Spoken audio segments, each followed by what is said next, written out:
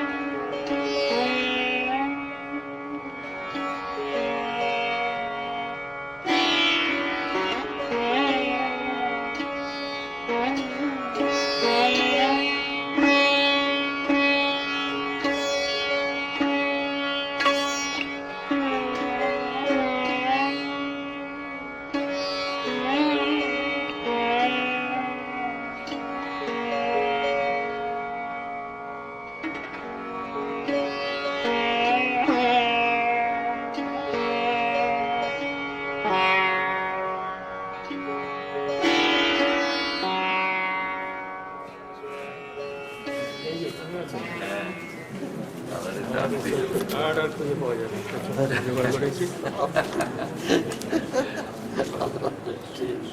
ভালোবাসা সব থেকে বড় জিনিস। সবাই কিছু বলুন।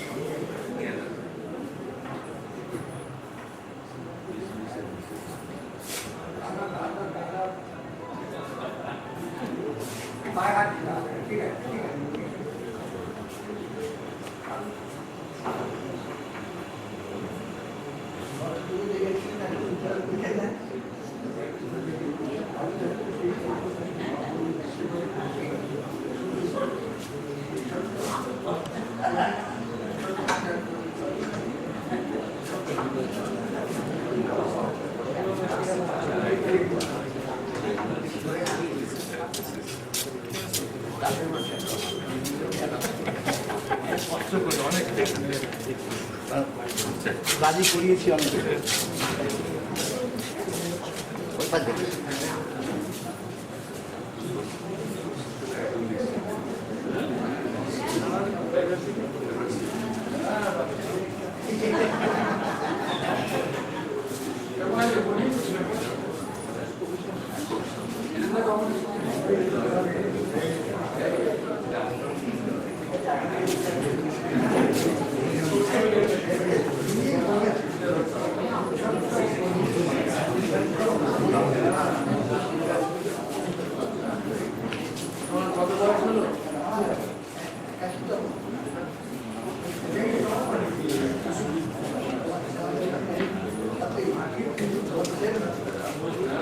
নমস্কার, শুভ সকাল। আমি আগে কথা বলিনি, সেটা হলো যে অনুষ্ঠান আরো আগে শুরু করা যেত এবং শুরু করার কথা ছিল, কিন্তু অনিবার্য কারণ, সেই অনিবার্য কারণ যে সুরিঙ্গার আসতে একটু দেরি হলো, নীরেন্দাও দেরি হলো, বিভিন্ন কারণবশত, সেই জন্য সবটাই পুরো দেরিতে শুরু হচ্ছে। আপনারা এই অনিচ্ছাকৃত ব্যাপারটা আশা করি মার্জনা করবেন। আর শরৎকাল সকাল কালে কখনো মেঘ কখনো রোদ, এরকম অনেক কিছু হচ্ছে এবং সেই আনন্দের সঙ্গে যুক্ত হয়েছে আরো কিছু আনন্দ। আজ জন্মদিন, আজ কবি ফণীভূষণ আচার্যের জন্মদিন। তিনি তার ৮০ বছর পার করে ৮১-তে পা রাখলেন, অর্থাৎ ৮১তম জন্মদিন। তো আমি শুরুতেই বলি যে আপনাদের কারোর ওর প্রতি যদি কোনো ব্যক্তিগত শ্রদ্ধার্ঘ, ভালোবাসা ইত্যাদি দেওয়ার থাকে, আপনার পুষ্পস্তবক ন্যাচারালি সেটাও ভালোবাসে, তো সেগুলো আপনারা যদি একে একে দেন এখন, তাহলে ভালো হয়।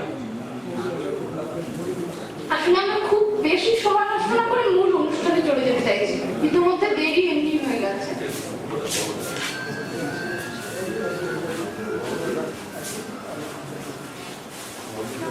প্রাতঃভ্রমণ সঙ্গী তারা এবার তাকে ভালোবাসা নিবেদন করছেন।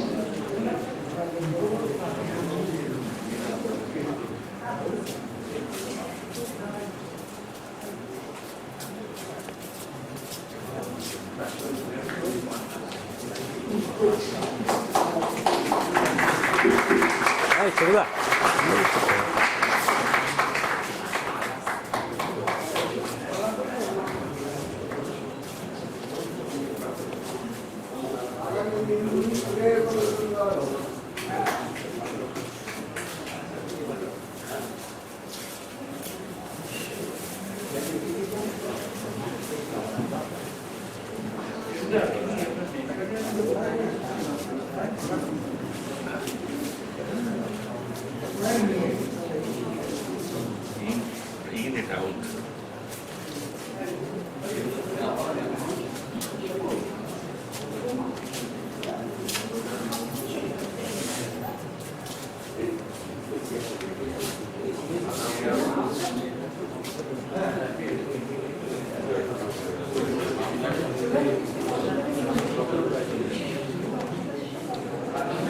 প্রাক্তন ছাত্র শ্রীযুক্ত সুধীর কুমার দাস পুষ্পস্তবক দিচ্ছেন।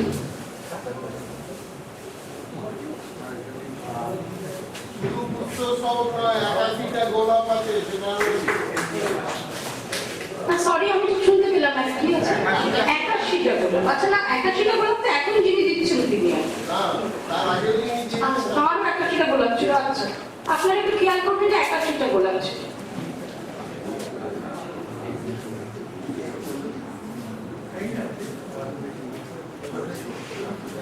আমরা এবার অনুষ্ঠান শুরু করতে চলেছি।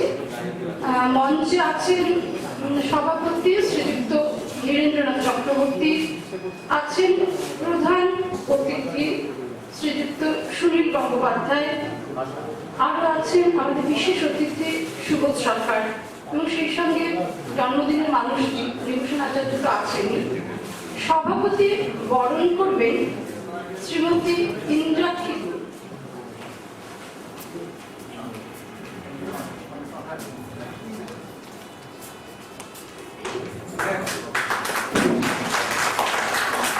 শ্রীমতী ইন্দ্রাক্ষী গুণ প্রধান অতিথি শ্রীযুক্ত সুনীল গঙ্গোপাধ্যায়কেও পুষ্পস্তবক দিয়ে বরণ করবেন।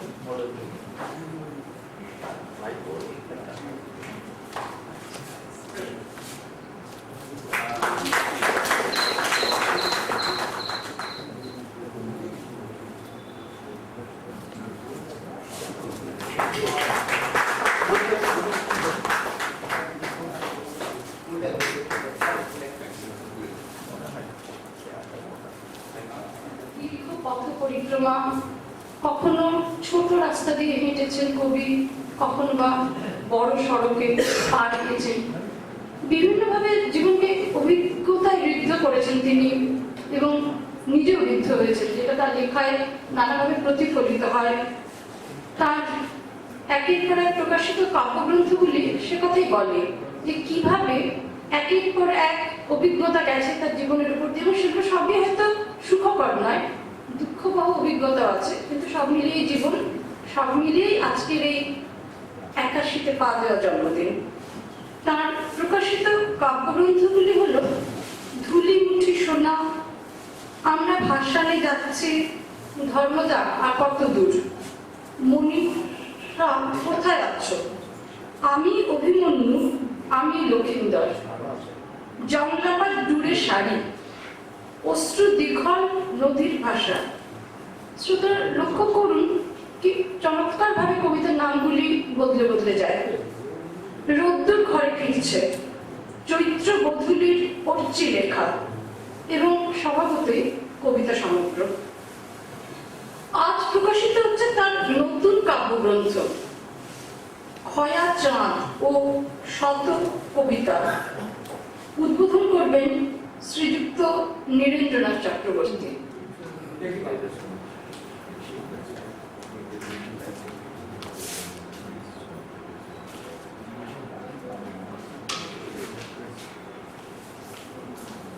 আপনারা দয়া করে করতালি দিয়ে কবিকে অভিনন্দন জানান।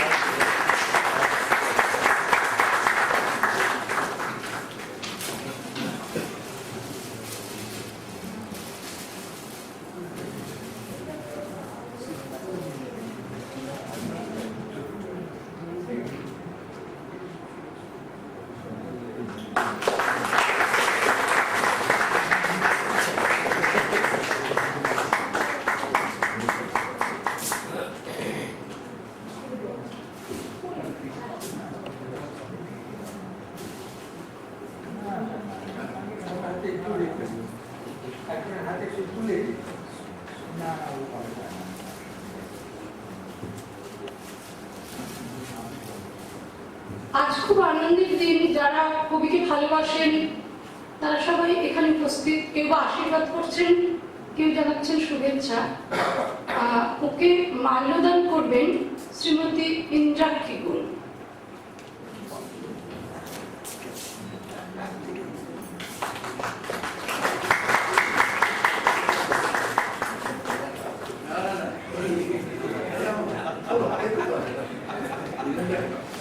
মঞ্চে মধুর নাটক অনুষ্ঠিত হচ্ছে, আপনারা নিশ্চয়ই দেখছেন এবং উপভোগ করছেন।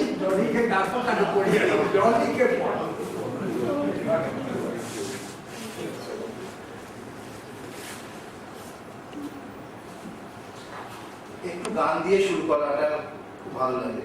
আমি একটু অনুরোধ করছি চৌধুরী একটা গান করুন, তারপর আমরা পুরো অনুষ্ঠান শুরু করব। আমি খুব অসফল গায়িকা, কিন্তু ওকে শ্রদ্ধা করে জানিয়ে আমি নিরুপায় একটি গান করছি। আজকে তো নতুন প্রাণ এবং পুরোনো দিন ছেড়ে নতুন দিনের কথা, সেরকমই সবাই, বিশেষত মঞ্চে উপস্থিত আছেন অগ্রজ কবি নীরেন্দ্রনাথ চক্রবর্তী, প্রিয় কবি বন্ধু খণ্ডবিসন্দার শ্রী সুনীল গঙ্গোপাধ্যায়।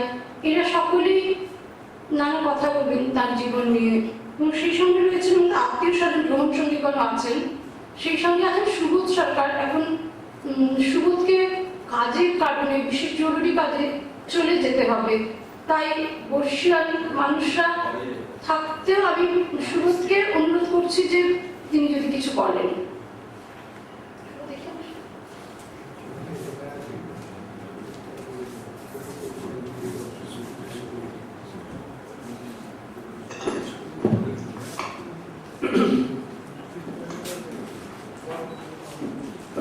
জরুরি কাজ মানে কলেজে যেতে হবে, এখন না একটা সিএম চলে যাবে।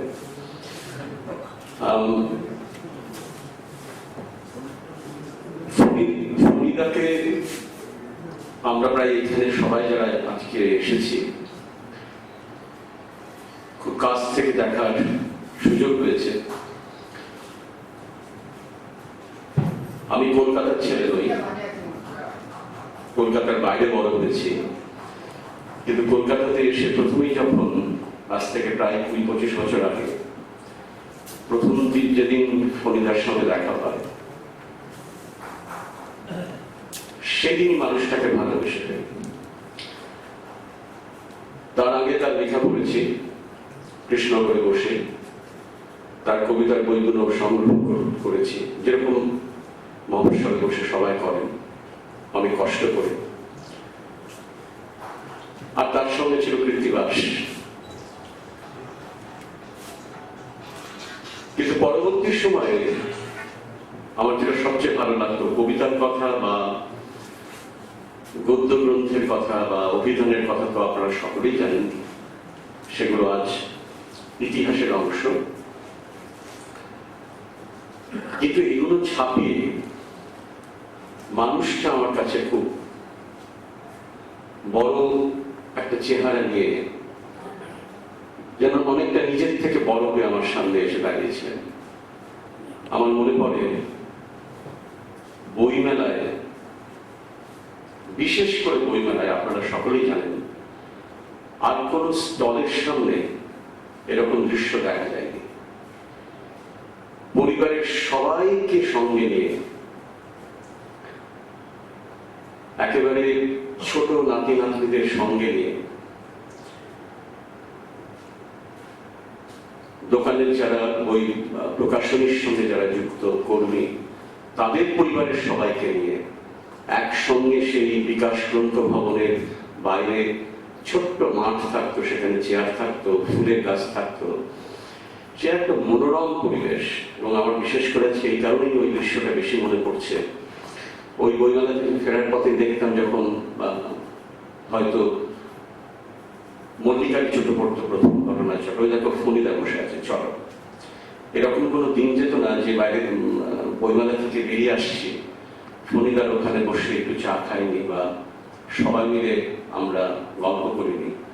এরকম হচ্ছে ছোটদের সঙ্গে, দীপঙ্করের ছেলের সঙ্গে আমার ছিল তখন খুব ছোট, ওরা সব একসঙ্গে ক্রিকেট বল নিয়ে খেলছে।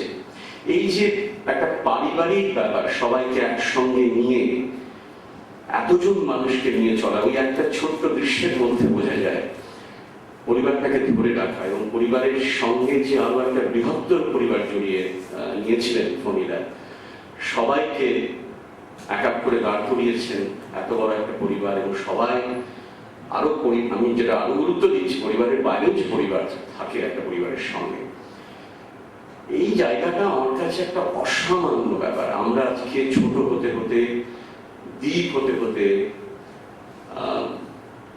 একটা একক একটা মানুষে পরিণত হচ্ছে। কিন্তু ফণীদা আমাদেরকে এটা শিখিয়ে দিয়ে গেছেন। আমরা হয়তো পারবো না, আমরা হয়তো পারলাম না, কিন্তু ফণীদাদের সময় সেটা আমাদের শিখিয়েছে কি করে থাকতে হয়। আমার আজকে সেই দৃশ্যটা সবচেয়ে বেশি মনে পড়ছে। আর একটা কথা বলে শেষ করি, সেটা হচ্ছে ফণীদা এমন একজন কবি, এমন একজন লেখক, এমন একজন অভিধান নির্মাতা, যার কথা আমাদের বারবার মনে পড়বে, বারবার মনে আসবে। আজকে আনন্দের দিন, 81 বছর খুব সহজ কথা নয়। 81 বছর এই পৃথিবীতে থাকা, এবং আরো 81, আমার দেখে স্পষ্ট মনে হচ্ছে 81 কেন 90 পর্যন্ত চমৎকার টেনে দেবেন আছেন আমার দেখে যা মনে হচ্ছে। এবং যেভাবে একা একা সিঁড়ি দিয়ে উঠে টুটে এলেন, এগুলো দেখে খুব ভালো লাগে, মনে জোর পায়। তো জানি না কি খেতেন ছোটবেলায়, শুনছে নাকি একেবারে গাওয়া ঘি টি খেলে নাকি 81 বছর পর্যন্ত বাঁচা যায়, যদিও এখনকার ডাক্তাররা বলে কি চলবে না। কিন্তু আমার সবচেয়ে ভালো লাগছে যে ফণীদা এই বয়সে, অবশ্য এত বয়স করার কি আছে, পাশেই তো বসে আছেন নীরেন্দা, এত বয়স্ক বলার কিছু নেই। আমার মনে হয় যে ফণীদা আমাদের জন্য আরো কয়েকটা বই লিখবেন, সেই বইগুলোর দিকে আমরা তাকিয়ে থাকবো। শুধু একটা ছোট্ট আক্ষেপ, ফণীদা যে কাগজটা সম্পাদনা করতেন, মহারাজ, তাই তো? হ্যাঁ, মহারাজ। এই কাগজটা আমি দীপঙ্করকে বলবো আবার যেন শুরু করে, দীপঙ্কর হবে তো? আচ্ছা, বলেছে হবে। এই কাগজটা পাওয়া দরকার এবং ফণিদা কি যত্ন নিয়ে এই কাগজটা করতেন আপনারা সকলেই জানেন। এখানে আমার অনেক তরুণ কবি বন্ধুরা আছেন, তারাও সেই কাগজে লিখেছেন নিয়মিত। প্রত্যেকটা বানান দেখে দেখে উনি ছাড়তেন। এটা সত্যি খুব ভালো ব্যাপার, কাগজটা যেন আবার বেরোয়। এই একটা ছোট্ট অভিযোগ। আর আমাকে দীপঙ্কর করেছে আমার কবিতা পড়তে, এটা অসম্ভব ব্যাপার। আমি ফণিদার একটা কবিতা পাঠ করে শেষ করছি।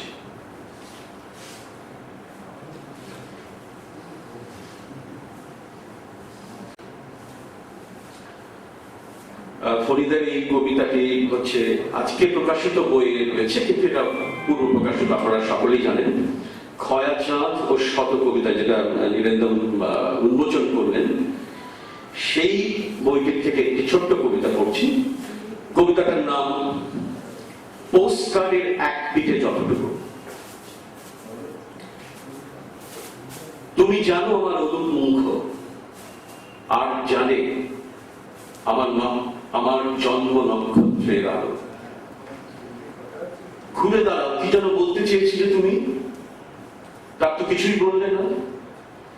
কয়েক মাইল শুধু নীরবতা দিয়ে তুমি তোমার বিরল ছবি জোর করে গুঁজে দিয়ে গেলে আমার ইনসাইড বুক পকেটটাতে।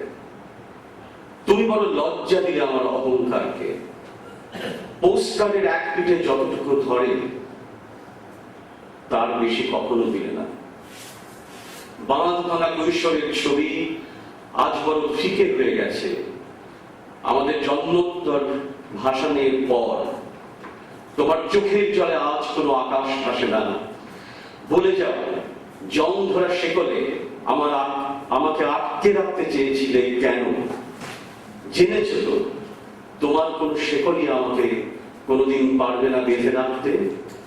আমি ক্ষুদিরামের দেশের সেই বাপমা মরা ছেলে যে মরতে ভয় পায় না।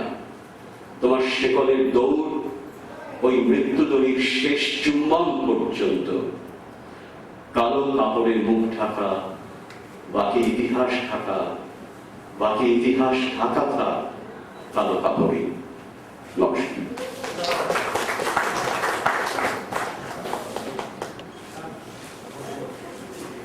সুবোধ সরকারকে ধন্যবাদ। কি চমৎকার ভাবে অল্প কটি কথার মাধ্যমে অনেক অনেক বড় কথার আগে দিলেন তিনি।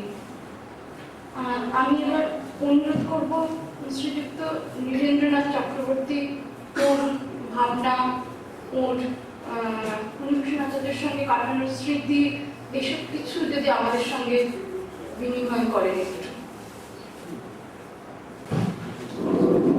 নীরেন্দ্রার আবেশক্রমে আমি বলি, এখন আজকে এখানে এসে বুঝলাম যে ফণী আমার থেকে 3 বছরের বড়। সেটা কোনো কারণে ঘটে গেছে, কিন্তু আমরা সমবয়সী বলা যায়, কারণ আমরা তো কলেজে একসঙ্গে পড়েছি। ও হয়তো মেদিনীপুর থেকে এসছে বলে একটু বয়স বেড়ে গেছে, আর আমি বোধহয় একটু ইঁচুড়ির পাতা ছিলাম বলে যাই হোক। তা আমরা তো একসঙ্গে পড়তাম, একসঙ্গে লেখালেখি শুরু করা থেকে আরম্ভ করে সে অনেক ব্যাপার। তা সেসব বলতে একটু জীবনী লিখে ফেলতাম। যেটা সবচেয়ে মজার ব্যাপার হচ্ছে যে আমাদের তো একটা বন্ধু গোষ্ঠী ছিল, তার মধ্যে শক্তি চট্টোপাধ্যায় এবং দুর্দান্ত শহরের মানুষও ছিল, আবার ফণীর মতন বেশ নিরীহ ছিল আবার। কিন্তু আমাদের সকলের চেয়ে আগে ফণী বিয়ে করে ফেলত। আমরা তখন তো বিয়েটার কথা ভাবিনি। ফণী বিয়ে করলাম, ছোট্টখাট্ট ফর্সা একটা মেয়ে চলে এলো, তো সে হলো আমাদের সে আমাদের মানে বন্ধু গোষ্ঠীর প্রথম বন্ধু পত্নী, বা আমাদের নতুন বউ যাকে বলা যায়। তার কাছে গিয়ে আমরা প্রায় উপদ্রব করতাম, এই দুপুরবেলা রাত্রিবেলা যে কোনো সময় গিয়ে অনেক উপদ্রব করতাম। আর এই যে একটা আস্তে আস্তে একটা কৃত্তিবাস গোষ্ঠী গড়ে উঠেছিল, ফণী তার মধ্যে ছিল অন্যতম প্রধান। কারণ ও কৃত্তিবাসের সঙ্গে জড়িত তো ছিল, অনেক রকম সাহায্য করেছে। সেই সব দিনের কথা ফণী কেন বইতেও লিখেছে। বইতেও লিখেছে। কাজে সেই সব দিনগুলোর কথা তো এসে মনে পড়বেই। এবং আরেকটা জিনিস মজার আমার মনে পড়ছে যে আমরা যখন অল্প বয়সী তরুণ সবাই লেখালেখি শুরু করেছি, তখন যেমন ফোনে বিয়ে করলো মনে হলো আমাদের মনে হলো ও তো আমাদের সকলেরই একটা নতুন বউ। এরকমই আমাদের যখন কারোর বই বেরোতো তখন আমরা সবাই মিলেই সেটাকে বার করতাম, সবাই উদ্যোগ নিতাম, প্রেসে যেতাম, প্রুফ দেখতাম। এই যে ফোনের প্রথম বই যে ধুলিমুটি শোনা আমার স্মৃতিতে আছে যে তখন ওই প্রেসে যাওয়া, প্রুফ দেখা, এই সমস্ত। তার প্রথম দিকের যে নাম পড়ে শোনালো মেয়েটি, তার প্রথম দিকের 3-4টে বইয়ের সঙ্গে আমি খুব ঘনিষ্ঠভাবেই জড়িত। তারপর জীবন এমনই আমাদের দূরে শরীর নিয়ে যায়, পরের দিকের এই বইগুলো সঙ্গে আমি একেবারেই পরিচিত নই। অনেক সময় নামগুলো যে নতুন নতুন মনে হয়। আমার বই তো অনেক সেটাও নিশ্চিত মনেও সেরকম ব্যাপার। এই অল্প বয়সের যে যোগাযোগ, অল্প বয়সের যে একাত্মতা, সেইটা পরে আর থাকে না, অনেকের সঙ্গে একেবারেই থাকে না। আমার কারোর সঙ্গে একটা মনে মনে যোগাযোগ থেকেই যায়, সেটা ফোনের সঙ্গে আমার রয়েছে। আমার স্ত্রী কেমন আজকে বললো, যেহেতু অল্প বয়সের সঙ্গে আমাদের সেই স্মৃতি জড়িত, আমার স্ত্রী বলেছিল যে ফণিদার জন্মদিন, ফণিদা কি বলে যেন তাই না, ফণি বলে আমার জন্মদিন আমি যাবোই যাবো, কিন্তু হঠাৎ তার খুব পেট ব্যথা হওয়ার পরে তাকে আর আসতে পারে না। ওই সে বলেছে যে আমি যাবোই যাবো, এই কথাটার মধ্যে রয়ে গেছে সেই পুরোনো দিনের স্মৃতি। তো যাই হোক, আজকে তার লম্বা বক্তৃতা করার কোনো ব্যাপার নয়। কাজে নীরেন্দ্রের কাছ থেকে তো কিছু শোনা যায়। আমার ভালো লাগছে যে দেখে ফোনের স্বাস্থ্য বেশ ভালোই আছে, তাহলে আমি 81 পর্যন্ত হয়তো পৌঁছে যেতে পারবো মনে হয়। আচ্ছা ঠিক আছে, আরো ভালোই তো থাকো তুমি, তুমি আরো অনেকদিন থাকো, তাহলে দেখতে পাবে যে আমি কতটা গেলাম। বইয়ের কথা ছেড়ে দাও, বেঁচে থাকার ব্যাপার। আর কতদিন বাঁচবো জানি না, কেননা তবুও মনে হয় বেশ তো চলছে, তাহলে যাক না, যেতে হয় যাবো, কি বল?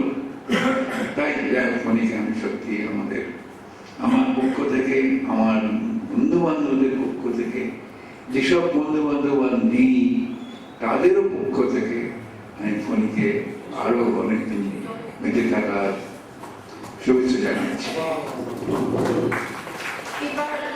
এবার আমি বলতে যাচ্ছি যারা আরো আছেন ওর শুভাকাঙ্ক্ষী, ওকে ভালোবাসেন, যেমন শ্রীযুক্ত নির্মল বসা। ফণিদার কথা মনে পড়লে আমার যৌবনের কথা মনে পড়ে। তখন আমি যৌবনের মধ্য গগনে, ফণিদা আরেকটু এগিয়েছেন, কিন্তু যুবক তখন। এরকম সময় ফণিদার কাছে কবিতা নিয়ে এলাম মহারাজের জন্য এবং দেখে যাওয়ার জন্য।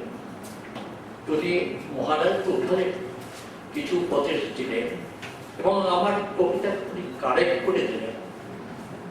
কোনো কবিকে কবি বানানো যায় না, সেটা ফণিদাও জানেন, নীরেন্দ্রও জানেন, আমিও জানি, আপনারা জানেন, কিন্তু একটা দিক নির্ণয় করে দেওয়া যায়।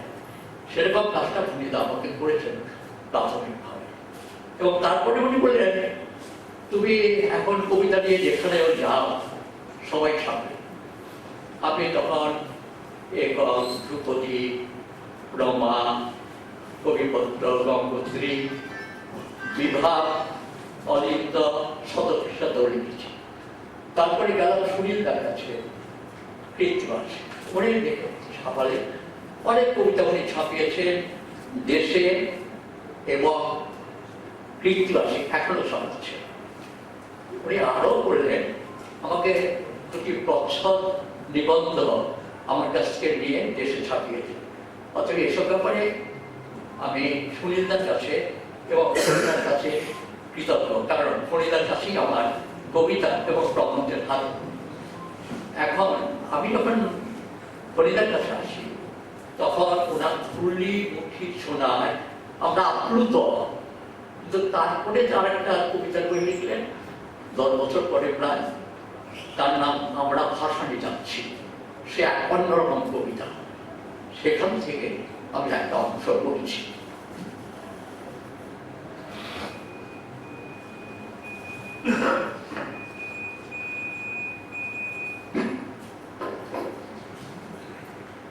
আমরা ভাসানে যাচ্ছি, আমরা ভাসানে যাব।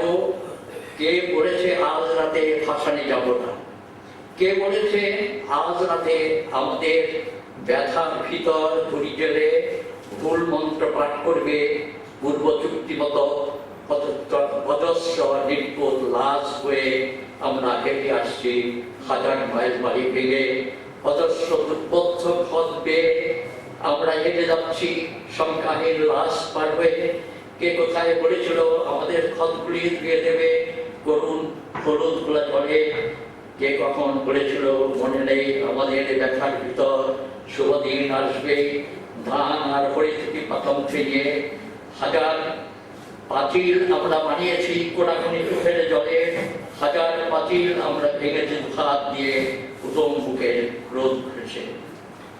সুনীল দা এবং নীলেন দাকে আমার সশ্রদ্ধ প্রণাম জানাবার পর, বিশেষ করে আজকের দিনে এই 81 বছরে পাওয়া যাওয়ার দিনে ফণীদাকে আমার সশ্রদ্ধ প্রণাম জানিয়ে এইখানে শেষ করছি।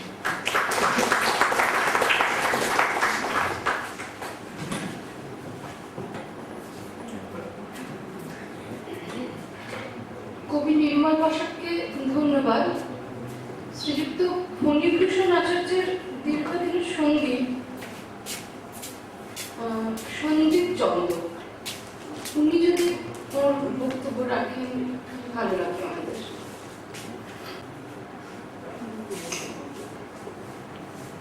নমস্কার। প্রথমেই আমি আমার প্রিয় সাহিত্যিকদের প্রণাম জানাই। ফণীভূষণ আচার্য, নীরেন্দ্রনাথ চক্রবর্তী, সুনীল গঙ্গোপাধ্যায় মঞ্চে রয়েছেন। আমি ওনাকে ফণীভূষণ আচার্য মহাশয়কে কিছুদিন আগে একটা চিঠি পাঠিয়েছিলাম। সেই চিঠিটার একটু অংশ পড়ে আরেকটি ওনার লেখা কবিতা পড়ব। প্রথম চিঠিটি। ভাবলে আশ্চর্য লাগে বইকে 1955 সালে আপনার প্রথম কাব্যগ্রন্থ ধূলিমুঠি সোনার প্রকাশ। সুনীল গঙ্গোপাধ্যায় তার আত্মজীবনী অর্ধেক জীবন বইটিতে লিখেছেন, ফণীভূষণ আচার্যের ধূলিমুঠি সোনা কীর্তিবাস থেকে বেরিয়ে বহু কাব্যপ্রেমীদের দৃষ্টি আকর্ষণ করেছিল। আপনার ধূলিমুঠি সোনা কোনোদিনও পুরনো হবে না, তেমনি চির আকর্ষণীয় থাকবে বহু বহু কাল। আমার গভীরতর বিশ্বাসী মন তাই বলে। যে কাব্য আজ থেকে 56 বছর আগে লেখা হয়েছিল, যে সময়ে প্রায় কবি সাহিত্যিকের লেখার কপিরাইট উঠে যায়, মানুষের জীবন শেষ হয়ে আসে, এত দীর্ঘকালীন সময়ে একটি কাব্য কি মোহন জাদুতে পাঠক পাঠিকার অন্তরে আলোড়ন তোলে। এই কালোত্তীর্ণ কাব্য কত প্রাসঙ্গিক, কি সময়ানুবর্তী, বোধহয় আর কিছুই বলার অপেক্ষা রাখে না। ধূলিমুঠি সোনার তুলনা সে নিজেই। চলো তবে নদী হই, রাত্রির শরীরে রাখো হাত, নদী হই তারপর অন্য এক আকাশের প্রেমে, দিগন্তে দিগন্তে খুঁজে কোন এক উজ্জ্বল প্রভাত, সমুদ্রের সিঁড়িবে চলো যাই স্তব্ধতায় নেমে। দেশ পত্রিকায় মাঝে মধ্যে আপনার কবিতা পাই, পড়ি, তবু দুঃখ যায় না, ব্যথিত হই বড়, কষ্টাকষ্টি লিখি। বাংলা সাহিত্যের জন্য আপনি যা করেছেন, সারস্বত সমাজে আপনার প্রচার ও সম্মান অনেক অনেক বেশি হওয়ার কথা ছিল। সোজা কথা, যোগ্যতার নিরিখে বিচার হলে ফণীভূষণ আচার্যের প্রাপ্তি অনেক বেশি হতো বলে আমার মনে হয়। এবার ওনার আজকে প্রকাশিত বইটি খয়া চাঁদ ও শত কবিতার একটি কবিতা, যেটা আমরা ভাসানে যাচ্ছিতেও এই কবিতাটি আছে, এখানে সংকলিত হয়েছে 20 সংখ্যক কবিতা বইয়ে। রক্তের প্রণালী থেকে উঠে এসো দুঃখীতম ব্যর্থ প্রজাপতি। কে কোথায় ভ্রান্ত নখে ছেড়ে দিল স্বাভাবিক চিত্রল আকাশ। বুকের ধনুক ভেঙে কখনো কি সম্রাটের অশ্বমেধে সমুদ্রে যাবে না রানুদি? আমরা সব একে একে ধসে যাচ্ছি পুরাতন মিনারের মতো। শর্ত থাক আমাদের, কনিষ্ঠ ভাইয়ের জন্য অশ্রুজলে প্রদীপ ভাসাবে। কোনদিন বিশালাক্ষী দোর খুলে পেয়েছিলে শীতের প্রস্তাব? আমরা কেমন সব সংঘাতের ক্ষত বয়ে হাত ধরে ভাসানে চলেছি। ভীষণ নড়বড়ে ট্রেন হাড় না পেয়ে ছুটে যাচ্ছে সংখ্যাহীন মৃতদেহ নিয়ে। কখনো আকাশ ভেঙে বৃষ্টি এলে মার মুখ মনে পড়ে। কনিষ্ঠ ভাইয়ের আর আমাদের লাশগুলো প্ল্যাটফর্মে পড়ে থাকবে কাল। শক্ত থাক আমাদের, কনিষ্ঠ ভাইয়ের জন্য অশ্রুজলে প্রদীপ ভাসাবে। আমরা ভাসানে যাচ্ছি। কে বলেছে আজ রাতে ভাসানে যাবে না? নমস্কার।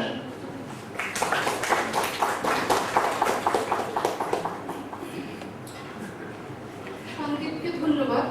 এবার আমরা সরাসরি মূল অনুষ্ঠান অর্থাৎ কিনা কবিতা পাঠে চলে যাচ্ছে। একজন কবির জন্মদিনের শ্রদ্ধার্ঘ ইচ্ছে মনোরম বা সুন্দর আর কি বলতে পারে।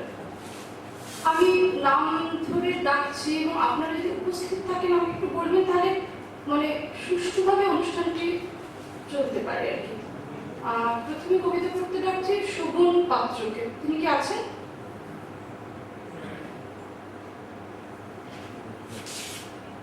কবিতা পড়তে ডাকছি বুবুন চট্টোপাধ্যায়কে। কবি ফণীভূষণ আচার্য, আপনাকে আজকের দিনে আমার অনেক শ্রদ্ধার্ঘ এবং নমস্কার। আপনি আরো কিছুদিন আমাদের সঙ্গে থাকুন এই কামনা। আর আপনারা সকলেই এবং ফণীদা, নীরেন্দা এবং সুনীলদা, আমরা যখন থেকে লেখালেখি শুরু করি তখন থেকে আমাদের যাবতীয় লেখালেখির প্রশ্রয় এবং অনেক অন্যায় আত্মারের আশ্রয় প্রতিনিয়ত দিয়ে গেছেন। ঈশ্বর বলে কেউ যদি থাকেন অথবা কোনো শক্তি, তার কাছে প্রার্থনা করি তারাও আমাদের সঙ্গে আরো দীর্ঘদিন থাকুন। কালকে রাত্রিরে দিবঙ্গতা আমাকে ফোন করে বলেছেন, আমার খুব একটা পূর্ব প্রস্তুতি ছিল না, তারপর অফিস যেতে হবে, তো আমি একটা ছোট্ট কবিতা পড়ছি ফণীদার।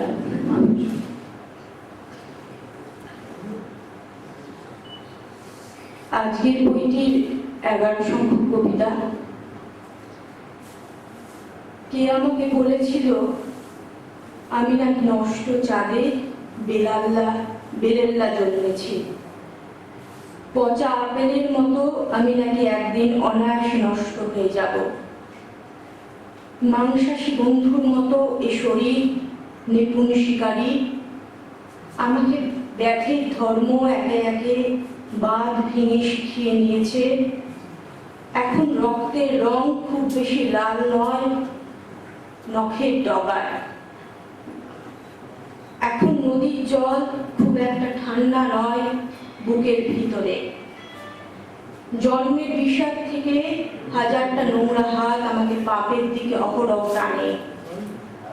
বিশাল কদর্য ছায়া মাটিতে ছড়িয়ে এক দেবদূত আমাকে প্রবাসে তরুণ শব্দের মতো নষ্ট হয়ে যেতে বলে। কেমন চোরের মতো উড়ে চলে যায়। রানুদি, তোমার জন্যে আমি কি নিষ্পাপ থাকতে কখনো পারবো না? আরেকটি আমার নিজের লেখা কবিতা। এই কবিতাটা আজকের দিনের প্রেক্ষিতে খুব উপযুক্ত নয় বোধ হয়, কারণ আগেই বলেছি আমার খুব একটা মানসিক প্রস্তুতি ছিল না। এটা সম্প্রতি লেখা একটা সার্বিক পরিস্থিতি এখন ভীষণ খারাপ, সেই বিষয়ের ভিত্তিতে। কবিতার নাম সর্বনাশের গান। কে কার ঈশ্বর, কে কাকে অনবরত কাছি করে সর্বশান্ত করে দিচ্ছে, এসব প্রশ্ন আর চিৎকার করে বলা যায় না। চিৎকার করলেই গুম করে ঝুঁকিয়ে লাশ ফেলে দেবে। কোথাও যাওয়ার নেই, আজকাল আসেও না কেউ। চারিদিকে জলস্তরের মতো তরল বিপদ, পায়ের পাতা ভিজে যাচ্ছে পাকে। যখনই চিৎকার করলাম তখনই গান শুরু হলো, ভাঙা ক্যানিস্টারের শব্দের মতো অশ্রাব্য গান। আজকাল গান শুরু হলে মনে হয় এই বুঝি আরো কোনো সর্বনাশ সন্তর্পণে এগিয়ে আসছে। যে কোনো সর্বনাশের মধ্যে এক ধরনের অস্থিরতা থাকে, যে কোনো অস্থিরতাই আমাদের সর্বশান্ত হওয়াকে আরো প্রসারিত করে। এইসব ভাবতে ভাবতে আরো একটা বিকেল জুড়ে মরা পাতাদের স্তূপ, আবার সর্বনাশের গান শুরু হবে। নমস্কার, আপনারা ভালো থাকবেন। এবার আমরা সভাপতি মহাশয় শ্রীযুক্ত নীরেন্দ্রনাথ চক্রবর্তীকে কিছু বক্তব্য রাখতে অনুরোধ করছি।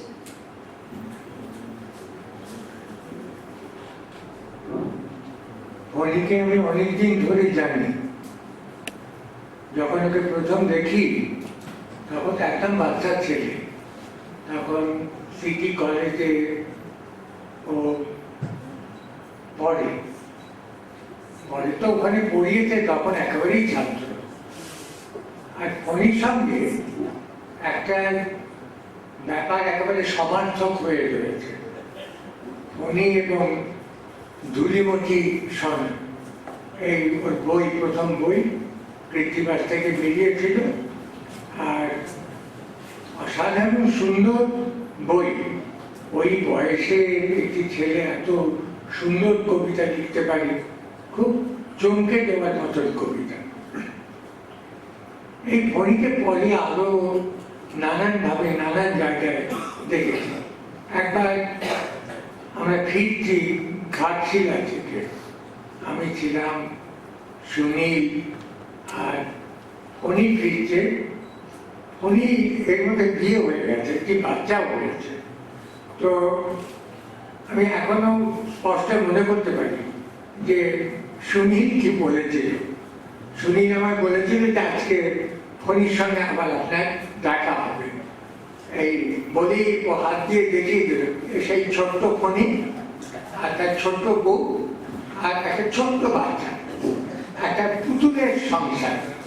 আমার বলেছে পুতুলের সংসার কথাটা অবশ্য দুটি আছে, ডলির সংসার। দল মানে তো পুতুলি, আমার খুব সেইটা এখনো মনে পড়ে। আর তখন কয়েকটা দিন আমরা একসঙ্গে খুব সুন্দর ছিলাম ঘাটশিলাতে। পরেও ফণীকে অনেক সময় খুব কাছ থেকে পাওয়া গেছে, ওর কথা শোনা গেছে। সেই ফণী পরে খুব নামজাদা একজন অধ্যাপক হলেন, ওর সম্পর্কেও তো কিছু শুনলেন আপনারা। খুব ডাক সাহিত্যে অধ্যাপক, ডাক সাহিত্যে লেখক, যেমন কবিতার লেখক তেমনি অভিধানের লেখক। আর যেগুলো ছাত্রদের খুব সুবিধা হয় এরকম প্রচুর বই উনি লিখেছেন, এবং এমন বই যার উপরে ছাত্ররা ভীষণভাবে নির্ভরশীল। এটাই পরে দেখি, যেমন যখন আমার ছেলেমেয়েরা যখন নাকি আইএ ক্লাসে বিএ ক্লাসে পড়ে, তখন তাই তারা বলতো, বাবা ফণী কাকার এই বইটা এনে দাও তো, এই বইটা পড়লে ভালো করে ব্যাপারটাকে বুঝতে পারে, যেটা পড়বার বিষয়। ফণীর বই না পড়লে নাকি সেই বিষয়টা ভালো করে বোঝা যাবে না। ফণী খুব ব্যবসায়িক অধ্যাপক, তবে আমার কাছে ফণী আসলে কবি। ফণী কবি। সেই ফণী দেখতে দেখতে 80 বছর বয়সে পৌঁছে গেল। বয়স নিয়ে আমাদের সামনে খুব কথাবার্তা হওয়াটা আমি পছন্দ করি না, একদম পছন্দ করি না। যারা আমার থেকে বয়সে ছোট, তাদের বয়স নিয়ে যখন কথা হয় তখন আমি খুব অস্বস্তি বোধ করি। যখন কেউ বলতেন ফণী 80 বছর বয়সে পৌঁছে গেল, আরে আমার তো 87 বছর বয়স, শুনে আমার কিরকম লাগে। একটা লোক 80 বছর বয়সে পৌঁছলে খুব বেশি বয়সে পৌঁছানো হয়, তাহলে আমি তারপরেও তো 7 বছর বেঁচে আছি, এটা ভাব মুশকিলের কথা। আমি খুব অস্বস্তি বোধ করি। আর আমার কাছে ও 80 হোক আর যাই হোক, আমার কাছে মনে এখনো সেই সদ্য বয়ঃপ্রাপ্ত একটি কিশোর, ও সেই চেহারাটাই এখনো খুব বেশি করে মনে পড়ে। এবং ওর কথাবার্তায়, ওর চাল চলনে, ওর হাব ভাবে এখনো দেখছি আমি সেই কৈশোরের সেই যে লাবণ্য, সেটা এখনো কিন্তু চলে যায়নি। এই যে দেখছি খুব ভালো লাগে, খুবই ভালো লাগে। ফণী এবং তার পরিবার, তার সবাই ভালো থাকুক। আর আমাদের সাহিত্যিকদের, আপনারা তো জানেন, আমরা যারা কবিতা টবিতা লিখি, আমি প্রত্যেকের দুটো করে সংসার, কেন ঘাবড়ে যাবেন না, ঘাবড়ে যাওয়ার মতন ভালো ব্যাপার না। একটা সংসারে আমাদের বউ আছেন, আমাদের ছেলেপুলেরা আছেন, তাদের লেখাপড়ার ব্যাপার আছে, তাদের বিয়ে খাওয়ার ব্যাপার আছে, রোজ বাজার করার একটা ব্যাপার আছে, অনেক ব্যাপার আছে একটা সংসার। আর একটা সংসারে শুধু কবিরাই আছেন, আর সাহিত্যিকরা বিভিন্ন সাহিত্যের বিভিন্ন শাখায় যাদের কাজ তারা রয়েছেন, এও একটা আমাদের সংসার। ফণীর কথা যখন ভাবি, তখন ফণীর কথার পাশে শুনে রয়েছেন সবাই, সেইটা আমার বড় একটা সংসার। সেই সংসারে এরা প্রত্যেকে একজন করে সদস্য, আর আমি সেই সংসারে বড় ভাই। সংসারে একজন বয়োজ্যেষ্ঠ থাকেন, আমার ওই যে সংসার, সেই সংসারে আমি একটি বড় ভাই। আর যখনই কিছু হয়, আমার মনে হয় আপনারা একেবারে একটু বাড়িয়ে বলছে না, কারো গায়ে কোনো আঘাত লাগে, আমার মনে হয় যেন আমার এই ছোট ভাইয়ের গায়ে কেউ আঘাত করে। যখনই কারো একটা খুব বড় সম্মান প্রাপ্তি ঘটে, আমার মনে হয় আমারই ছোট ভাই সে এই সম্মানে ভূষিত হল। এই যে ভাবি, এই যে ভাবলে দেখেছি খুব তৃপ্তি। এতবার একটা সংসারের আমি বড় ভাই, এটা ভেবে খুব তৃপ্তি বোধ করি। আর আমি সবসময় বলে, একটু আগে ডলি বলছিল দাদা ভালো থাকবে, আমি বললাম যে আমার ভালো থাকবার একটাই উপায়, আমাকে তোমরা ভালো রাখো। কিভাবে ভালো রাখবে? তোমরা নিজেরা ভালো থাকলে আর দেখতে হবে না, আমি খুব ভালো থাকবো, তোমরা দয়া করে নিজেরা ভালো থাকো। আর সংসারে যখনই এই ছোট ভাই বোনেরা এরা ভালো থাকে, তখনই খুব সুন্দর থাকি। আমি কবে, এই বয়স হলো 87 বছর বয়স আমার, কবে কি হবে না হবে তো বই যাবে, ওটা কোনো একটা ব্যাপারই না, ওটা কোনো একটা ব্যাপারই না, ওসব ব্যাপার কোনো একটা ব্যাপারই না। দিব্যি আছে, এই ভাই বোনরা ভালো থাকলেই আমি দিব্যি ভালো থাকবো। এরা সবাই ভালো থাকুক। নমস্কার।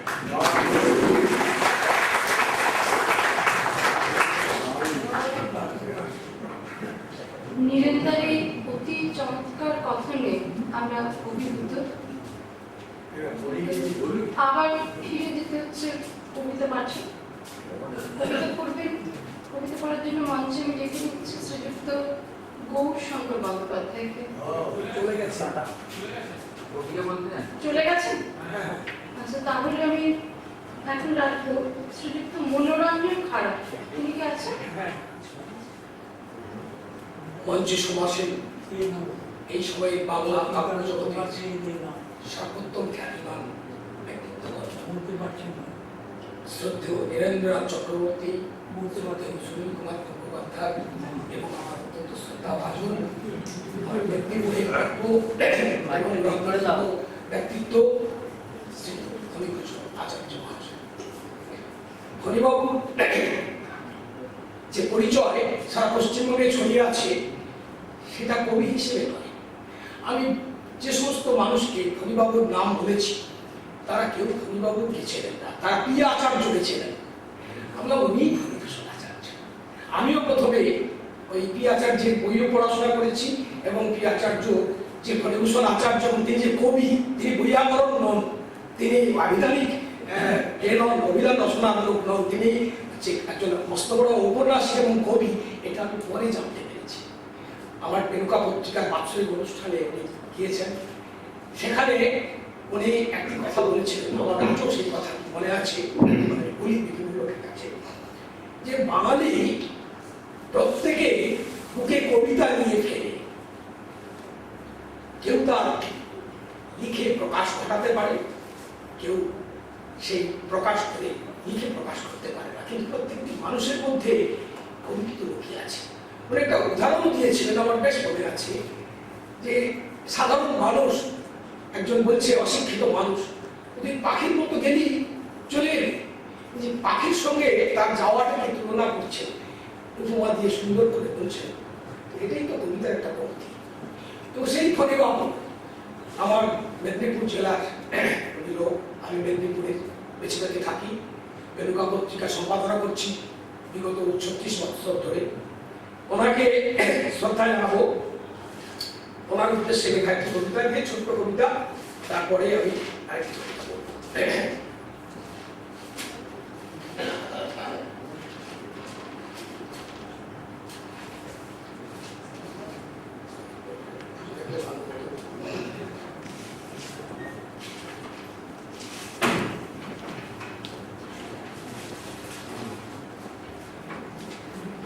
কবি ফণীভূষণ আচার্যের 81তম জন্মদিনে শ্রদ্ধা। 81 বছরের যুবা কবি ফণীবাবু, বয়সের ভার তাকে করেনি কো কাবু। এখনো যে কবিতার মরমী ভাবনা ভেসে যায় কলকাতা, কিউবা, হাভানা।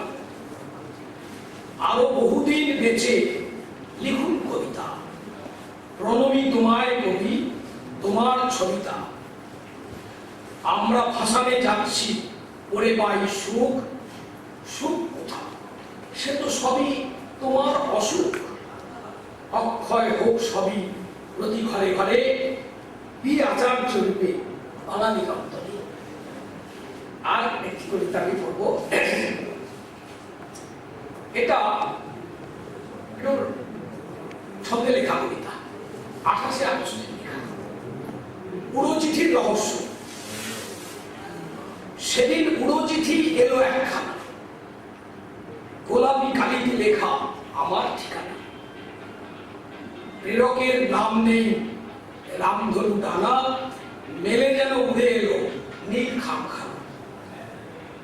খাম খুলে লাগলো যে আরো ভেবাচেনা, আমারই মতন ছবি চোখ মুখ আঁকা। সবুজ রঙেতে ঢাকা চুল না হোক, কে সে আমাকে এঁকে পেল এত সুখ। অনেক ভাবতে থাকি, যুবক না যুবতী, এসব কানামাছি খেলা মহৎ না মহতী। স্ট্যাম্প আছে ফুলতলা ডাকঘর থেকে, এসেছে পত্রখানা ঢের এঁকে রেখে। কিন্তু এ রসিকতা কার হতে পারে, মাথা চুলকোয় আর ভাবি পারে। তারপর আইডিয়া একটা যে এলো, অমনি উড়ো চিঠি আমি লিখবো সে ভালো। যার তার নামে লিখে ডাকঘরে গিয়ে টিনের বাক্সে আসবো ফেলে দিয়ে। গালাগালি দেব নাকি, লিখবো লাভিও নাকি যত তত্ত্ব কথা কাক্কা কামড়। মনে মনে ভাবলাম তিনি যেই হোক, আমাকে সবুজ একে ভুল করেনি তাকে।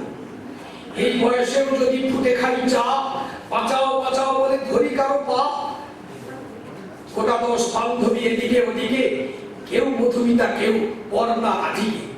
তবে আর গোষ্ঠী ভালো বলি তাকে, মাঝে মাঝে মাঝরাতে উড়ো চিঠি ডাকে। ঘুমের মধ্যে শুনি বৃষ্টি সে ডাক, কৌতুক নিয়ে উড়ো চিঠি লিখে থাকে।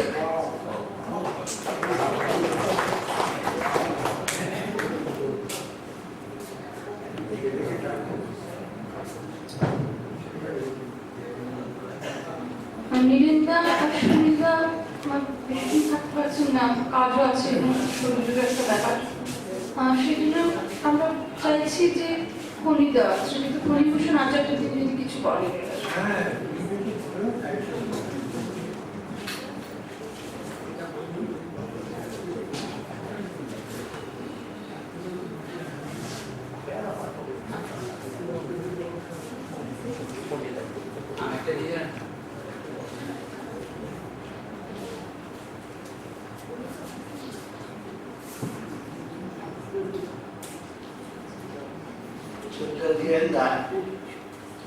আপনার বোধ হয় আজ আর মনে নেই, সেই সময় আপনার একটা ছোট্ট বই বেরিয়েছিল বুদ্ধের, আয়ুর্বেদের সঙ্গে 1 সপ্তাহ। তার দুটি ঘটনা আমার এখনো মনে গাঁথা আছে। আমরা যে পড়েছি, ঘুমিয়ে আছে শিশুর পিতা, সব শিশুরই অন্তরে, গোলাম মুস্তাফা, তা দেখা। কিন্তু ট্রেনের কম্পার্টমেন্টে নেচে নেচে কবিতা পড়ছেন, আমি দৃশ্যটা বুঝতে পারি না। বীরেন্দ্র বইতে এই বর্ণনাটা আছে। আর বীরেন্দ্র একটা ঘটনা বর্ণনা করেছেন অবিস্মরণীয়। বাংলাদেশের এক সাংবাদিকের সঙ্গে সারাদিন ধরে বহু তর্ক বিতর্ক হয়েছে, কোথাও মতে বেড়ে গিয়ে উনি স্টিমার পার্টিতে রয়েছেন, সেদিন স্টিমারের কেবিনে শুয়েছেন, হাওয়া দিচ্ছে এবং ডেকের ওপর থেকে একটা চেনা গানের সুর বেশ আসছে। উনি কেবিন থেকে বেরিয়ে গেলেন, দেখা গেল ওই যুবক সাংবাদিক সে গান গাইছে এবং সেটা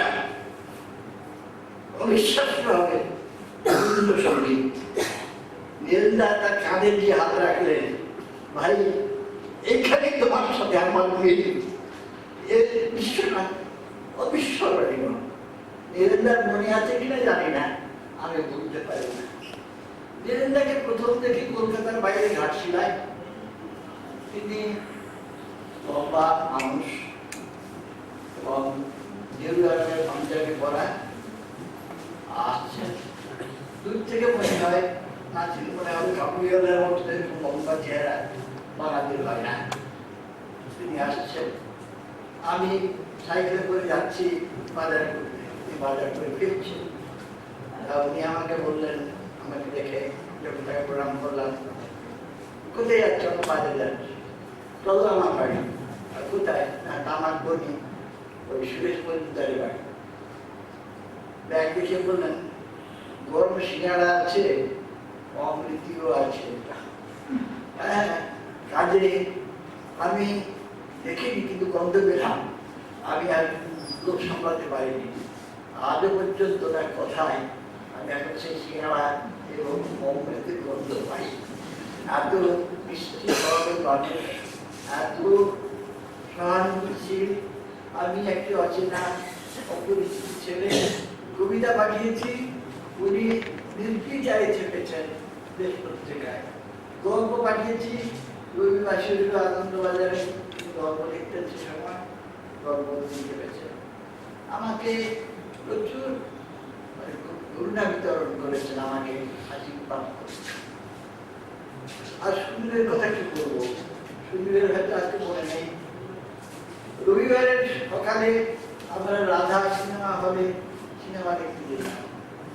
সেদিন আমরা দুজনে সিনেমা দেখতে গিয়েছি। বাইরে যে এত বৃষ্টি হয়েছে আমরা জানি না, প্রায় 8 নম্বর জল। একটু রিক্সা করে তার বাড়ি গেলাম। মাসিমারা ঘুমিয়ে পড়েছেন। মানে মাসিমা বলছে, আমি সুন্দর মাকে, আমার মায়ের মতন সুন্দরী, অত্যন্ত ভালো মানুষ। তিনি আমাকে বাড়ির বড় ছেলে বলতেন, আমার ললিকে বলতেন, তুমি আমাদের বড় বউ, এরকম। তিনি রান্না করে ইলিশ মাছ, যাকে তেল ঝাল বলে, করে ভাত সাজিয়ে খেয়ে গেছে। সুমির বলে, এখন তুমি আর কোথায় যাবে? এসব বসে যাই এক খেলায় দুজনে বসে 2 পিস ইলিশ মাছ ছিল এবং দুজনে ভাগ করে খেয়েছি। সেসব কথা শুনতে তার মনে নেই, কিন্তু আমি শুনেছি কিছু কিছু মনে আছে। এই জন্য আমার মায়ের হাতে রান্না খেলাম, এমন এই জন্য আমার মায়ের হাতে রান্না খেলাম, এই জন্য আমার ভাইকে নিয়ে বসে আমরা একসঙ্গে এক পাতে বসে খেলাম। এইসব দিন ভোলা নয়। সুনীল বসি কোথায় বলবো, পকেটে পয়সা করে তো থাকতো না, রেস্টুরেন্ট থেকে বসতে গেলে পরে চা খেতে হবে, এক কাজ করি হস্টেলে থাকি, কলেজের গ্রাম মন্ডাই হস্টেলে আমার ঘরে গেলাম। যেহেতু বাংলায় অনার্স নিয়ে পড়ছি, আমাকে জিজ্ঞেস করতে কবিতা লেখো না, আমি দেখি সে পড়ার মতো না। কারণ আমার ছোটবেলায় আমাকে বাবা বই পড়া শিখিয়েছিলেন ভীষণ একটা খারাপ মুহূর্তে, কেননা পাড়ার ছেলেদের কাছে মা খেয়ে আসতে দুর্গা বাবুরা মতো কারোর সাথে যাই জোরে মা খেয়ে আসতাম। বাবার বাড়িতে ছিলেন, বাবা শিক্ষক, তিনি আমাকে চাবি দিয়ে বলে ট্রাকটা করুন। ট্রাকটার উপরে বসে আমরা ধপধপ করে বাজাতাম না, যখন সাই বাজাতো সন্ধ্যাবেলা তখন আমরা বাজাতাম। তার ভিতরে কি আছে আমরা প্রয়োজন বোধ করিনি। বলে খোল, এখন করলাম তাকে বই, এই বইটা নি সে বইটা নি সে বইটা নি। বাবা আমাকে বলবে এই বইটা নাও, ওটা একখানা বড় বই উঁচু এবং একটা ছোট্ট বিস্তারি। ওইটা হচ্ছে বঙ্কিমচন্দ্রের গ্রন্থাবলীর প্রথম খণ্ড, বৈষ্ণব ষষ্ঠ। সেই আমার বই পড়ার নেশা বাবা ধরিয়ে দিলেন। বাড়িতে সেই ট্রাঙ্কের মধ্যে ছিল রবীন্দ্রনাথ সেন, ছিল রবীন্দ্রনাথের চয়নিকা, তার কবিতাগুলো পড়তাম। 7 মাত্রার যে কবিতাগুলো, মাত্রাবৃত্ত ছন্দে, বেলালি পড়ে এগুলো, জনকে চল, এরকম ছন্দের কবিতা ভালো পড়তাম। আমি তখন সঙ্গে সঙ্গে আমার দেখা হচ্ছে, প্রথম আলাপ হচ্ছে, তখন সুন্দর একটা কবিতা বেরিয়েছে, সে প্রায় ওই ছন্দে। তাতে লাইনটা ঠিক এই ধরনের ছিল, হয়তো আমার একটা ভুল হতে পারে। আউশ এলো ঘরে আমন ফিরল না। এই ছন্দটা এটাও সেই বন্ধু কবিতার ছন্দ লেখা কবিতা। সুনীলের কবিতা পড়বার পর মনে হয়েছিল যে কবিতা লিখি। তা সেই সময় আমি সনেট লেখা, সনেট কথাটার মানে হচ্ছে প্রেমের কবিতা। সনেট পেত্রার্কার স্টাইল, শেক্সপিয়ারের স্টাইল, আমাদের যুদ্ধস্তুতি মধুসূদনের তার স্টাইল এবং রবীন্দ্রনাথের স্টাইল, এগুলো অনুসরণ করছি না। কিন্তু রবীন্দ্রনাথ বা মধুসূদন এরা সাধু বাংলা লিখেছেন। আমি ম্যাট্রিকুলেশনে বাংলায় আমি চলিত ভাষায় লিখেছিলাম, তার ফলে আমি স্কলারশিপও পেয়েছিলাম, জানি স্কলারশিপ। কাজে আমি চলিত ভাষাতে আমি তাই চলিত ভাষায় লিখতে গিয়ে আমি সংখ্যাটা লিখেছিলাম। শুধু বলে তোর কবিতা খাতা দেখি, দেখলো দিয়ে একটা কবিতা বেঁচে বললো যে এই কবিতাটা আমাকে কপি করে দিয়ে দিবসে ছাপা।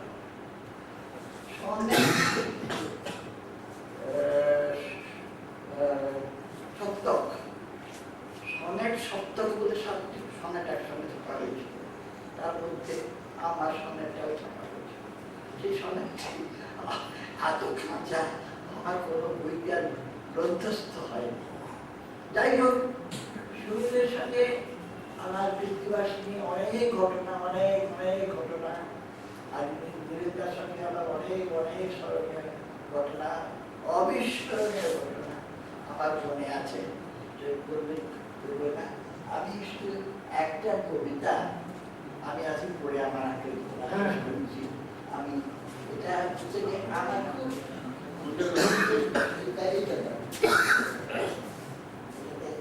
একটা খুব দুঃখের কবিতা,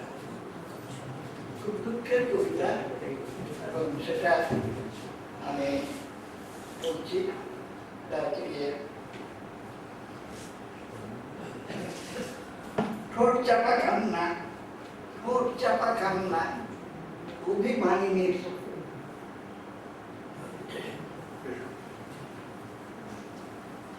যে ঘটনাটা আমার মার কাছ থেকে শোনা, আমি খুব ছোট ছিলাম তখন, যখন ৪৩-এর বাংলা ৫০-এর মন্বন্তর হয়, তখন আমার বয়স ছিল ওই ১১ কি ১২ বছর। এই কবিতাটির একটা প্রেলিউড আছে বলতে, ৫০-এর মন্বন্তরে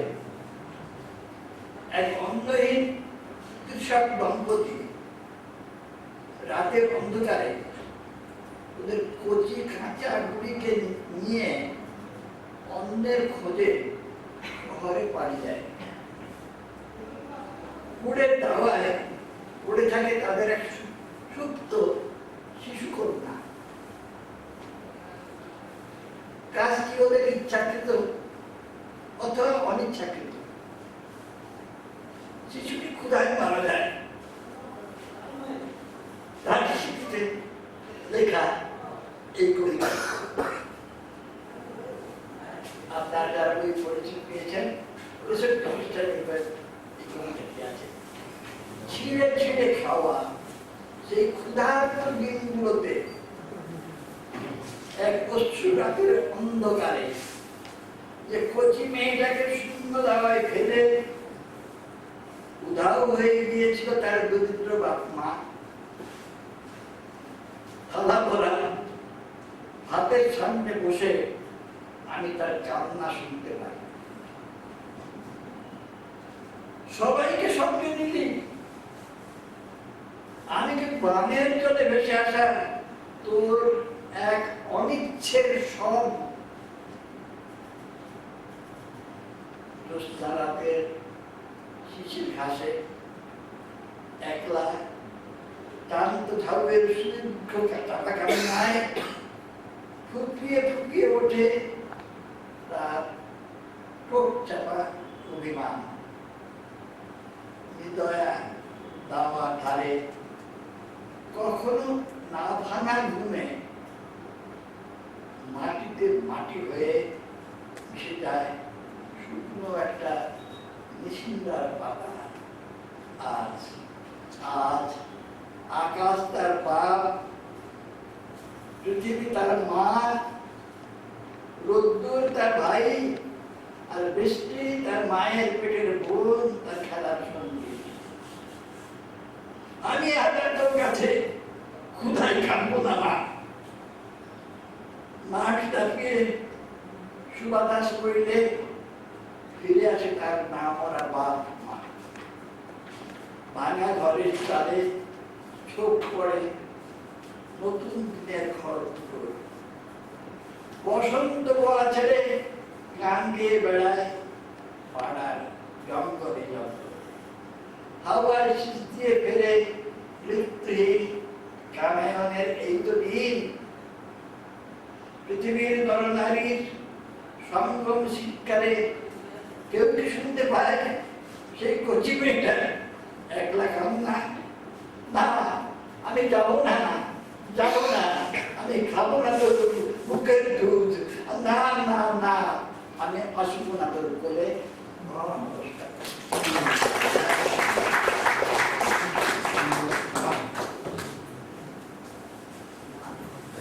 স্মৃতি সতত সুখের, স্মৃতি কখনো বা দুঃখের। কবি ফণীভূষণ আচার্যের স্মৃতির স্মরণীকে আমরা সবাই দিগন্ত ছাড়িয়ে একটু দূরে পৌঁছে যাচ্ছিলাম। এবার আবার কবিতায় ফিরি। এখন কবিতা পড়বেন চিরঞ্জীব বসু।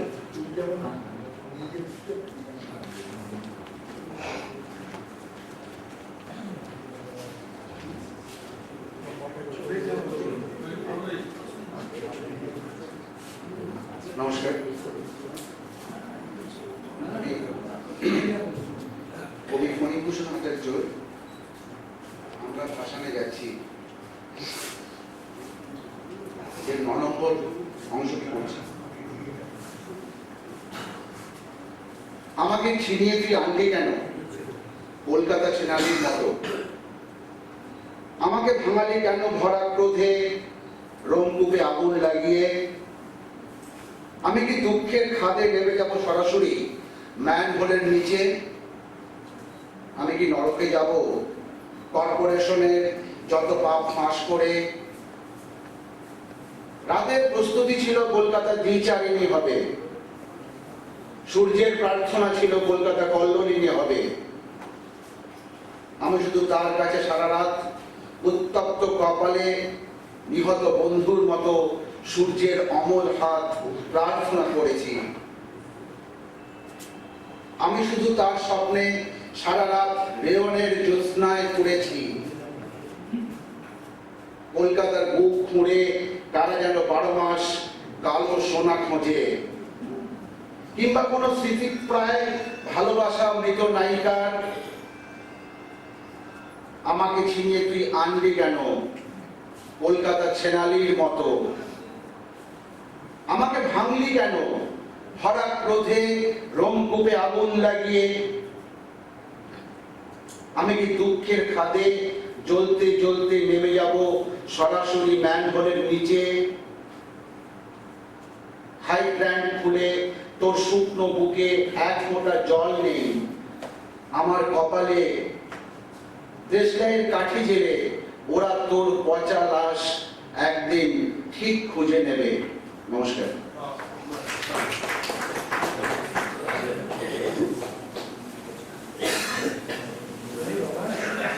কবি গৌতম ঘোষ দস্তিদার।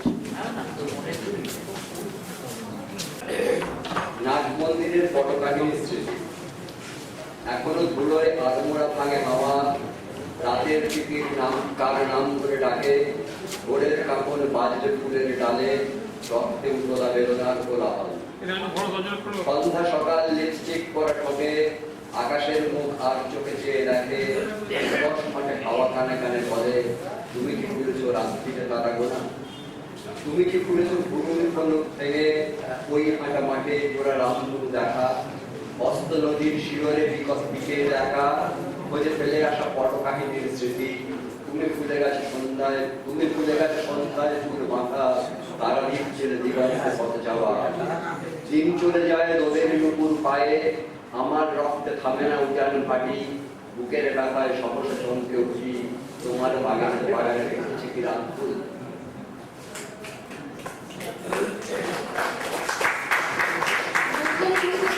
ধন্যবাদ। এবার কবিতায় মৃদুল দত্ত।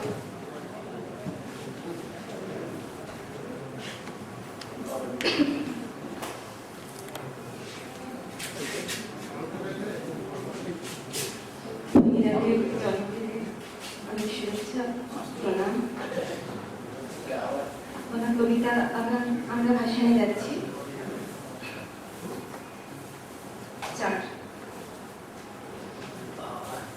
যে কোনো ব্যথার পাশে লিখে রাখো আমাদের রং চলা নাম। যে কোনো চিতার চোখে রেখে এসো আমাদের ব্যর্থ প্রতিশ্রুতি।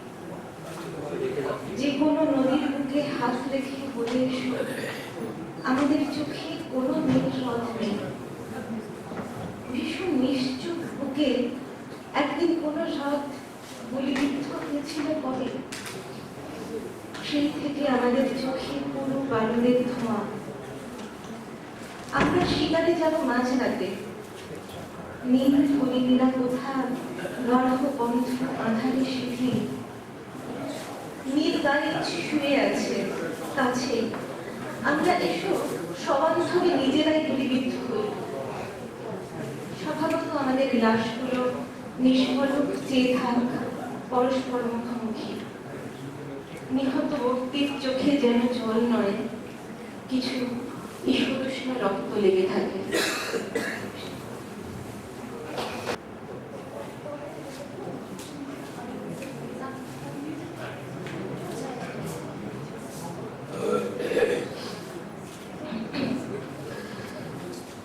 প্রাণ দাও দাও মন, গলন্ত সকাল, সবুজ ইটের গাম, বিছানার অনন্ত বিস্তার। শিব দ্বারার মাকে দাও গ্রহরত্ন, শিকড় প্রতিভা দাও আমাদের, নাও বায়ু দোষী। বায়ু এই আমাদের তুষের আগুন যেন ধিকি ধিকি জলে, জলে তবু দাহ নেই, বিষ নেই খনিতে আমার, ছবলে ছবলে আমি জেগে থাকি পদ্ম রাগমণি। আমি সেই দেশ যার নদীতে স্নানের ঘাট নেই। স্নান তবু স্নান, ওই গাগরি ভাসিয়ে দিল কারা? এ কোন সকাল যার আলো খাঁজ ভরেছে রুধিরে? রুধির রুধির যার তঞ্চনের ঘন অন্ধকারে, যেখানে ঘুমিয়ে আছে, যেখানে ঘুমিয়ে নেই কেউ।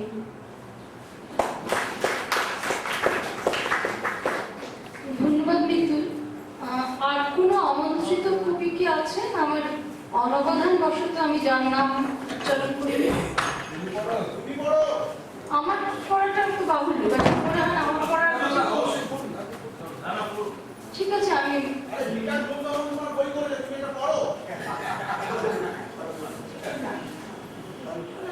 কবিতা পড়ছি। এই কবিতাটা কবি অরূপরঞ্জন দাশগুপ্ত আমার পছন্দের কবিতা, রূপকল্প। তোমার উপমা খুঁজে বৈশাখের বয়ঃসন্ধি মেঘ সহসা স্তম্ভিত হলো। কি জানি কি আকুল আবেগ তোমাকে সাজালো স্বর্ণে, মৃত্তিকার রোমাঞ্চিত প্রাণ শরীর ও মনে আনে অপুরাণ যৌবনের কানে। তুমি তো যৌবন, সেই আশ্চর্যের অস্বচ্ছ নিঃশ্বাস আমাকে উদ্দীপ্ত করে অকস্মাৎ। বসন্ত বাতাস বিস্মিত নির্জন স্বপ্নের ফুল বলে, বৈশাখের মাঠ রাঙায় কৃষর তৃণে এমনে ধূসর মনাজ। অঢেল যৌবন ভার দুঃসাহসী যুবক দু চোখে দুঃসহ জ্বালায় কাঁপে, ঊর্ধ্ববাহু আকাঙ্ক্ষার শ্লোকে মৃত্যুর সাক্ষাৎ আঁকি সায়ান্নের নির্জন খিলারে। আমাকে সম্পূর্ণ করো এ আকাশ অমৃতের গানে।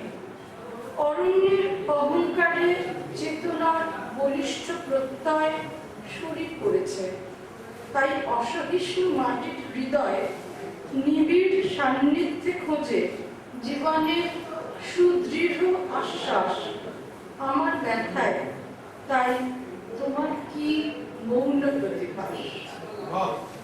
সকলকে ধন্যবাদ জানাই যারা উপস্থিত থাকলেন এবং এই জন্মদিনের অনুষ্ঠানকে খুব সুন্দর, খুব ভালো মনে রাখার মতো করে তুললেন। ধন্যবাদ সবাইকে।